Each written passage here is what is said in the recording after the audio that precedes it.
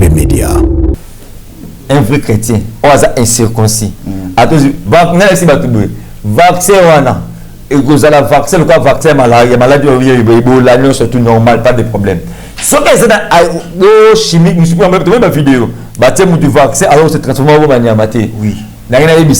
Yo chrétien ko banga makambo ati. Pe na biso ba wonde ba ko vaccin na banyama ko banyama. Yo ko vaccin c'est normal. HP Media. 24 ba âge ba to ba ko ba âge likolo ba moi déjà ne bazana ba zo ba vaccin. Ba zo ba vaccin ba normal. Biso ba bureau, c'est mon commentaire. De moi prophète mais vaccin il pour éliminer biso na mokide ba biso habité. Moutala ça selon ma prophétie, professionnel. Moutala pouvoir papa bis. Nous avons répété lorsque l'église de Dieu n'est pas encore levée, le Saint-Esprit est là, les diables de Marvel va accomplir aussi. Voilà, tout ça d'accord, on a eu. C'est qu'on attend aux préparation vers la marque de la bête. Non. C'est-à-dire, tout ça, on a marque de la bête. La marque de la bête, c'était. La bête, pour faire l'église dans la levée. Par rapport à la prophétie au Christ, après ça, il y a des gens qui n'ont pas s'accomplir. Est-ce que rien ça n'a rien à voir avec les vaccins et les marques de la bête? HP Media, la chaîne qui vous édifie.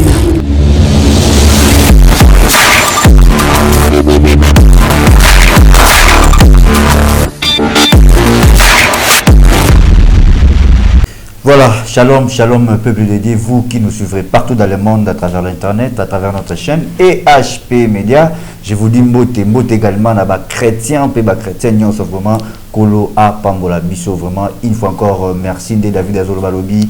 Il renouvelle sa bonté na katia ba vina Bisso parce que comme on a boy na mukolo ya lelo zalaka pona bolingo na biso te pona ngolo na biso te kasi pona bolingo na ye parce que la grâce c'est une faveur imméritée le kongana de quoi kozwate mais Kolo apesi biso yango, voilà pourquoi totondi lisusu na koyeba kola biso koyeba kotalisa biso lisusu boye bilili à travers bino yango topesi. Merci. Sur ce plateau, je ne suis pas seul, je suis avec un homme de Dieu, un serviteur de l'Éternel, les prophètes Otomesa Kobena na Lingala Baumbu na Kolo, les prophètes Berlin Bishima Mote Mosala Nzambe. Mote garçon. Oui, Bananzambe Bazolanda yo, ce qui moi salutation pour la avatolika na prière. Oui, merci na peuple des Ngolo Bosali. Merci d'abord. Nzamba Israël Nangolo Salibiso et Rosasuna présence na bateau journée à l'élo la peuple de Dieu sont partout voilà biso bonjour et année 2021 et ça année na yo au côté on pas battre parce que Nzambe nous côté cette année vraiment avant toute chose nous voulons que prier. Oui, on peut prier. Dieu d'Abraham, Dieu d'Isaac, Dieu de Jacob, Jésus-Christ de Nazareth, le ressuscité le troisième jour, le Dieu qui a vaincu la mort, c'est toi Jésus-Christ de Nazareth. Seigneur de gloire, totombolo tongwalelo. Pona kolobete o azalo kola yo azate. O akoka ina patkali kozalate. Totiki moment na sala beaucoup na wensambe. La Bible me dit que c'est poussé par l'esprit que les hommes ont parlé de ta part. Que chaque Saint-Esprit, mon ami fidèle, l'ami de mes douces intimités, Saint-Esprit, viens régner, viens dominer ce matin. Au nom de Jésus, j'ai ainsi prié. Amen. Amen. Merci beaucoup alors fidèles téléspectateurs, ba chrétien pe ba chrétien nyonso, ba nzambe nyonso, mituna bino nyonso boyeba kina ko benga biso na nzela ya singana et HP Media et ba kina ko koma propos ya message au prophète Berlin Bishima et ba kina ko pesa mo et mingi za ki c'était à propos ya ba vaccin, so nyonso to ebinde numu ezali ko beta ba bazali ko banga ba vaccin musu balobi au fin du monde koki et komi ba 666 ba mbo belé et qui na d'autres personnes bandima qui na bango et le lenye mosakole ba qui na kotalisa bango ke bobanga na binote bozo ba vaccin et ça nango 666 t. Prophète Berlin Bishima lelo votre humble serviteur le garçon sympa aza face na yo pour na kokomisa mituna o bandeko babandaki ko se déranger ko beta comment c'était na kolandisa na makomi o Christ appelle ça le kola ba prophétie ce qui total par rapport à temps au moment que nyonso ya moyo au Christ alobi et commis déjà ko salama. Alors question na biso ezali ya liboso, est-ce que tokoki kolobela la bête tokoki kolobela marque de la bête sans la bête? Donc, est-ce que Tokoki peut parler dans 666 déjà n'attend Tokomi? Merci pour nous. Avant la bande, on a appelé le pelle. Oui. Des retours de réclamations. C'est pas la robin prophète. Dans le bituro, il faut les. Namsou bon, quand c'est vanté, n'a pas un premier prophète. Tu parmi les 10 émotions, ouais, ça dans un vaccin. Et bien beaucoup ali, le quoi la mission bon en lisant, n'a pas le quoi l'actualité. Le quoi mission de salut comboté. Dans l'église à Miné n'était pas beaucoup. Il y a un message à tout bâtiment sous bazo comprendre difficilement. Voilà. Mamundeko, Marxia, le bagage de catholique, le bagage de Kala. Si tu me souviens, là-bas, qu'un homme Marie m'a pris à la catholique, à maman est soutenu, à rassurer. Parce que le bagage de c'est raison. Bon. La question avant. Oui. On ne peut pas parler des marques de la bête lorsque l'église est encore sur la terre. Donc, Batba s'est trompé là-bas. L'écriture est claire. Pour marquer de la bête et s'accomplir, Batba le bilan, il faut l'église la lever. Alors, réponse à la question. Alors, tant aux tout le banini. Parce qu'il y a un vaccin, tout le monde que pandémie est dans le monde entier à coronavirus et puis il y a un vaccin. Alors, la vidéo, monsieur, ils ont pendant partout dans le monde, ils ont que bateau bazo meka cause vaccin, des autres comme la bango mabe. Alors, est-ce que ils ont un vaccin, on a le rôle à vaccin à bama mouélé to bana cause kala ou bien vaccin on est un vaccin moko boy, bah ça là uniquement pour nous détruire le monde. Vaccin est un vaccin bama mouélé. Tu sais, mon frère, oui, aussi longtemps que l'église n'est pas encore enlevée, le diable n'a aucun pouvoir sur les chrétiens. Là, je suis d'accord avec vous. Oui, oui. Donc, bien aimé, la Bible me dit ceci. Un vrai chrétien, je dis toujours ça. Tu sais quoi? Décision est où tu as l'Égypte, et où tu as l'Égypte, pas Pharaon. Pharaon dit que non, l'Égyptien, comme au bout, tu vas me béler. Toi, un péché, tu vas comme fort. Tu sais, la peur est ça qui a Pharaon. Mais père, il y a Pharaon et la personne n'a pas accompli promesse n'a été. Père, il y a Pharaon. Il m'a empêché d'Égypte, il m'a dit que tu vas comme béler. Il y a un chrétien dans la malgré père à Pharaon, Pharaon a une décision. Moi, cet Égyptien, je vais mobile. Pharaon a évité. Les sujets soit qui ont des avantages n'a pas l'éloté. Le Pharaon a créé un moment ça m'ibal, un moment ça le bel babo tama. Mais Pharaon peut me permettre que les Égyptiens vont rester tout dans la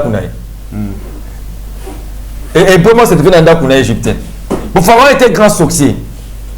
Dans une décision, bah c'est le bel babo tama le boss femme maman. Ah déjà Pharaon. Mais Pharaon a évité que les décisions soit qui ont des avantages n'a. Pour la normalité boy, et vraiment côté à côté na kata ndako ya Pharaon. Pour oser une interdiction pour étranger ba mais là a une décision pour la ba mais une décision en ezaki nzambe. Pour te dire que c'est tout chrétien qui me suit. Oser conduire le peuple de Dieu na erreur ou bien oser préparer bango vers le paradis. Parce que makambo etali vaccin lorsque na répété la question na ngaki ça na ba vidéo ezo circuler ezo détruire ba na kata monde. Alors on a tout na yo. Au lobby bien lorsque l'église est en enlevé, Satan a un pouvoir mourir au salaté pour 666 et coexister. Alors, au moment où tout ça, est-ce que tu as une préparation vers la marque de la bête? Parce que nous sommes comme maman, nous sommes Christ qui est ban à bazo galisouté, ba prophète, ba faux prophète, ba combien belé n'engena n'engena maramounio sur mabe Christ qui n'a Matthieu déjà tous vivre en mot. Alors tant que commis, moi j'ai pensé peut-être que ça peut de Dieu besoin vaccin on a été parce que vaccin on les a mabé par ignorance mais les autres mon peuple pays faut des connaissances. Lorsque les autres mon peuple pays faut des connaissances n'a osé, c'est-à-dire Nzamba zoba na binonde basa ya nzamba zoba na peuplé. C'est-à-dire bo ba connaissance ni beaucoup talisa bango. Et puis deuxième question c'est au répondre ça que tant aux autres na base vaccin, il faut s'attendre oser la critique et peut-être d'injure et goya vers eux.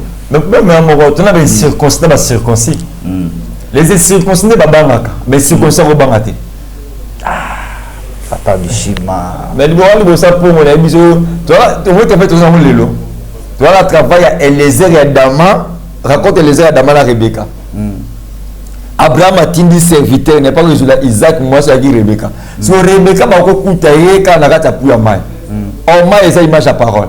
L'église veut faire dans la parole. L'église veut faire une critique dans la parole. Comment on va vaccin? Parce que dans la parole, tu vas comprendre que les écritures que c'est. Oui, nous sommes au temps de la fin. Nous sommes au temps du soir. Parce que tous les événements, vous me reprise, tout chrétien qui lit l'écriture, horloge l'église d'Israël. L'Israël n'est pas annoncé, mais maintenant le Messie est dans la porte. Mais les amana yote bakolo yesu bayali te bakolo yesu bazarate là naza d'accord na yote bakolo yesu barata ba égyptien baliama pana na Égypte na Joseph na komba epania mais là bakolo ndiko bayaki babengaki na kombo na Joseph wana zo mabiso na ba révélation il y a Ancien Testament c'est normal parce que dans l'Ancien Testament lorsque nzamba zolobela handicap alobi mutu aza boso non ndundu to non non na kati yote na ozonga nga na zo boya DP BDD qui na production lorsque oui tout ça matin na boy ne maloba na yo ezala tu dois aider tu pourtant on lobi déjà ba kolo yesu ba ali kolo yesu za mutu azondimela Christ le ko la Seigneur et sauveur papa bishima ande yo kana so to biso za bato zingolu oui to vie grâce la femme cananéenne a bébé atable ekui atama po ekui ba déchet biso to liamu yesu ya pona ba ba rejeter yi c'est ça voilà ya wana parce que clair que ba kolo to est-ce que bika yesu biso to yesu ala ba ndeko na propre en Égypte est-ce que na Israël bi papa rotina ngai bande ko ko ngana ba sasni oui la tata moko mama moko te po yesu za muto yo magaza zengi oyo moli muta sente mutu donc on a trois naissances na mukili première naissance ali yesu alisi adapongi abisi Ève na mpanzi la première naissance deuxième naissance ali mwasi deuxième naissance ali molimo et sente mutu première naissance ali mwasi na ba yeba ni nzoto on a trois naissances na mukili siko yesu to gumba melaka ala tatate ba chrétien bazotala yo partout na monde na Europe bazali na Amérique na Asie na Océanie partout ba chrétien bazali na France surtout bazo banga déjà ba vaccin ngana lingi yo tala bango yebisa bango oui ou non ba vaccin oui na ina moi débat na zo tous les émissions le benga par rapport à débat mais na bisa tubwe papa bis ba banga vaccin ba banga lisumuté retournez-vous dans la main de l'Éternel. L'Éternel a besoin de toi. Le coronavirus, écoutez-moi, le coronavirus passera. Est-ce que vous pensez que vaccin ou bazope ça peut éviter que ça soit disons il y a coronavirus to ezala anti-coronavirus que ezala anti-coronavirus ou les vaccins au coup ça va monter na personne ça va avoir vaccin est-ce qu'on va avoir accepter Jésus-Christ le roi Seigneur mais toute personne qui a Jésus à comment on les ba tout ba tâtonner na Bible le dit clair dans livre Marc 16 depuis le temps de Bible était c'est tout temps à Bible on comprendre écriture dans le livre Marc Marc 16. Marc 16. Le verset 18 dit ils saisiront les serpents et ils boiront quelque chose de breuvage mortel et ils ne feront point de mal. Un vrai chrétien, on a incirconcis. Vaccin, et vous avez vaccin, le vaccin maladie, c'est tout normal, pas de problème. Ce qui est chimique, je suis pas une vidéo. Baptême du vaccin, alors c'est transformé en maniamate. Oui. N'a rien dit ça. Yo chrétien comme makamboati. Mais n'a pas on va vaccin na banyama ou banyama. Yo vous vaccin normal. Pour moi le terme na na France 24. Ba âge âge likolo, ba moi déjà de azana, ba zo ba vaccin. Ba zo ba vaccin, ba normal. Monsieur Bureau, c'est mon commentaire. De prophète, mais vaccin pour éliminer Bishna qui demande ma Bishna habité. Ça, selon ma prophétie. Professionnelle. Maintenant, pouvoir papa Brice. Nous avons répété PPDD lorsque l'église de Dieu n'est pas encore enlevée, le Saint-Esprit est là, les dieux de Marvel va accomplir aussi ma voilà, tout ça d'accord, on a eu. Mais ça, c'est qu'on attend aux préparation vers la marque de la bête. Non. C'est-à-dire, tout ça, on a marque de la bête, mais la préparation vers la bête. La bête, c'est marque de la bête. La bête, pour l'église dans la levée, par rapport à la prophétie au Christ, après ça, il y a qui n'est pas pour s'accomplir. Est-ce que rien il faut que ça n'a rien à voir avec les vaccins et le manque de la bête. Au Sanabiso et Zanini, où il y a Nzambe, que tant haut, on rappelle l'obligation parce que papa oui c'est ça. N'a obligé pas de vaccin. Mais il y a bien. La ligue le monde est changé. Oui. Parce que monsieur parce qu'on a obligé bonne ma casse. Moi je dis à bateau c'est conscient à Jésus. On va dire que j'ai Christ à moi. L'apôtre Paul dit ne savez-vous pas que vos corps est le temple du Saint-Esprit? Mais oui, c'est biblique. Oui. Est-ce que ils ont dit que le Saint-Esprit fuit? Est-ce que Dieu a quoi de me finir? Si le Fils vous a franchi, vous êtes réellement libre. Voilà.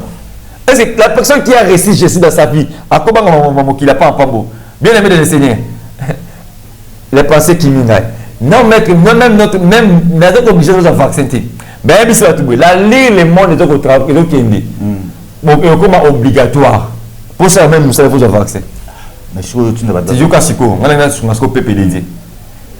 on est là ça va tout la Bible est baki maman na so pour là pourquoi bazolo ba et on a malam na bato ba ko persévérer jusqu'à la fin. Bon, okay. Nachi entre parenthèses na ozonga nango. Prophète Berlin Bishima ba prophétie et puis ça m'a mingi en 2020. Et belé l'autre en 2021. Surtout le vidéo sur la bilan et ba profession ba baloba et que ça accomplir en 2021. Mais ce baloba ko to Christ a en 2021. Est-ce que tout loba bilan et ba prophétie est positif ou négatif? Ba on a démlé sur ça. Bible le clair. Ntayebi ngonga sate. Ntayebi jour pas sate. To milengi la ka. To mais yo mi zalaka après. Na pas ça bazonga Kinshasa. Mon problème c'est comme ça que non bazonga Congo le 15 février. Donc mon prophétie plus c'est prophétie bima. La pas zonga Kinshasa même la Kinshasa ba kufa. Zomi la né Yesu. OK, bilan et prophétie. Bilan prophétie quel bilan est cette prophétie? Il y a prophétie oyo kaki na média na télé oyo popesa qui est-ce que ça positif ou négatif bilan? Bilan prophétie la positif na muto zela. Pour impact ta prophétie la muto prophétie ta faire accomplissement non. Et l'impact ta prophétie. Est-ce que Kenza Mazolo bana Jérémie lobi je veille sur ma parole pour l'exécuter. Na zongi na yo na 2020 na fin de l'année ote kopesa déjà prophétie par rapport à 100 ans na koloba ya église kimbangiste to ya prophète Kimbangu. Alors, nous avons pas déjà en 2020, nous avons rappelé Batou, au salut moi rappel Moukier et puis assurer Batou Mam Oyo Lobaki, ils ont s'accomplir. La deuxième question dans le lobby à propos de arriver à Jésus-Christ, c'est Batou sur base on a poto baya awa na kisasa, c'est-à-dire diaspora lungwa et yandi awa na kata kisasa parce que Christ a zozonga calamité tout ça déjà en 2021 et puis baba na mois de février. OK, face à la caméra bon moto chiter l'émission. Bah quelque chose était mébélé. Maintenant la simbara mon avis ça que non. Les psychos qui m'ont le professeur psychos qui m'ont parmi les prophéties, moi je ça compris déjà parce que le Congo déjà au Kamba Afrique. Au président Afrique c'est d'accord mon président africain. Hein?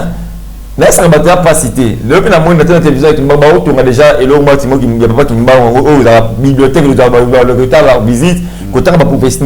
Arando quitter Timo qui m'a rando quitter à prophète en Zambé à la rane pe Nzambé te battu ba comprendre ma biba comme bangi sabat le somme d'ailleurs côté ba prophète qui m'a comme non voilà ils ont accomplissement prophétie pour na ba mutayebi ça ba bazonga le 15 février na Kinshasa na l'émission spéciale na le 16 février. Le 16 février. Le 16 février, émission spéciale, la FMD pour la Biso, nous avons décortiqué. Tu m'as dit le bon amour. Il y a un voilà, le professeur m'a dit que ma canisna, a triché quand il a pris la police, c'est qu'il y a une prophétie. Tu vois la critique, tu dois pas se voir bimilate. Voilà. Merci beaucoup, chers fidèles téléspectateurs. Nous sommes arrivés déjà à la fin de cette émission. Et Zaki Bongo pour Namituna Nabino, Oboebaki Nakutuna, Malam, Bosengaki, les prophètes Bishima, Alimbo, les Lango, bien. Alors, nous sommes arrivés déjà à la fin, quelque part, aux Apemoutou, au Sumakaba orphelin, au Tekotala Nabilili, et puis à Tabilité, au Lekarana orphelin pour Nakotala. Ils en ont bateau, Bakous en a besoin, apporter quelque chose de pas nayo nengo za loko la parent na bango pe. Est-ce que vous pouvez donner votre numéro de téléphone avant de clôturer cette émission? Mon numéro de téléphone est plus 243 89 54 53 65 plus 243 89 54 53 65. C'est Facebook au petit prophète Berlin Lukoki, prophète Berlin Lukoki. Abenga et sur linga na la connexion chaque jour en ligne. Donc ben n'importe quelle ethnie de main notre ressource. Nous sommes orphelins. Nous avons on m'a appelé le matin qu'il y a un enfant orphelin malade. Nous avons orphelin renal. Moi, je suis sérieusement malade. Je suis un journal. Je suis orphelin. Si on fait le coronavirus, mais souvent, coronavirus, c'est que les caméliers sont à l'oticala. N'a rien à dire, on a appelé cette parole la délivrance, mais la monnaie est même le jour. Oui, voilà, merci, un grand merci à vous tous de nous avoir suivis partout dans le monde où vous êtes, Europe, Amérique, Asie, Océanie, pourquoi pas dans la République démocratique du Congo. Je dis un grand merci surtout depuis la France, la servante de l'Éternel, Noélie Nempoka et pourquoi pas Maman GH, il y a Papa Ozeamani, na Londres, Bambo Tebele, et puis na Bossani Pété, Papa Joseph, na Maman Francine, na Belgique. Vraiment, que Dieu vous bénisse cette émission. Isawana Ponabino, Nazotika Prophète, au lancement message et peut clôturer l'émission. Alors, quant à moi, je dis un grand merci, Nassima Caméra, Charlie Kanga, les réalisateurs intelligents, Babi Mouto, a réalisé un film et Charlie Kanga. Je dis un grand merci à toi, donc, et pourquoi pas, Nassenga Bino Souba, merci, Bino Batboua qui tend et à pesa biso pona kolanda une très belle émission vraiment Nzambe apambola bino na tikeli bino prophète ayeba clôturer mission na prière. Alors quant à moi je vous dis bye, on se retrouve au prochain numéro. Bye bye. Merci peuple de Dieu. Merci peuple de Dieu. Vraiment l'autre jour on fait on a parlé les autres, on a parlé les alliances sur les rapports sexuels. Mais beaucoup de gens vivent dans des victimes de rapports sexuels. Donc là, au côté de mobile, on va te dire que vivre dans des rapports couchés dans moi soin. Vivre dans des rapports couchés dans mobile. Donc il y a une alliance moko, impact moko, et ça les makana rapport sexuel. Oh là, on va s'engager sur nous autres beaucoup mutu moko. Donc malédiction mutu comme oh. Moi si nous ça bima la rose chrétien. Mobile ça bima la femme sexuelle il y a un document. Il y a là au coucher nous autres mais comme temple là. Il y a moi considère des pour coucher dans mobile on a vu nous m'embêter simbarati. Depuis que moi ça finit me simbarati. Or dans les rapports sexuels ils ont une alliance moko spirituelle plus fort. Et ça les marques. Or il y a des énergies et se dégage à maka. Quelqu'un dégage sa malédiction va dégager malédiction. Il y a un moment où il va te belle comme un temple à diable. Il y a un moment où tu as rencontré cet homme de ta vie. Tu as couché avec cet homme de ta vie. Vie comme un temple. Il y a un moment où tout ce que tu fais dans ta vie tu échoues. Pourquoi tu échoues? Parce que vie comme un temple à diable. Donc lorsque tu as rencontré seulement cet homme ou cette femme, c'est par là que ta vie n'a eu bébé. Vous montrez ma d'autres ma bébé. Les apparitions de mari, des maris, à cause qu'ils ont couché avec cette femme, cet homme ou cette femme. Donc, je suis souvent bébé. À quoi ça n'a pas à comment subir faiblesse sexuelle. Moi, je me suis dit pourquoi ça n'a pas comment subir donc chose bizarre dans ton corps intime. Donc, c'est par là, il y a une alliance. Or, cette alliance, on a constaté que je suis couché, je suis couché pourquoi? Parce que mon balouana couché dans la sorcier, à la rosquissé, à tika sémence, à tika malédiction. On moutou surtout à vivre la vie à abomination.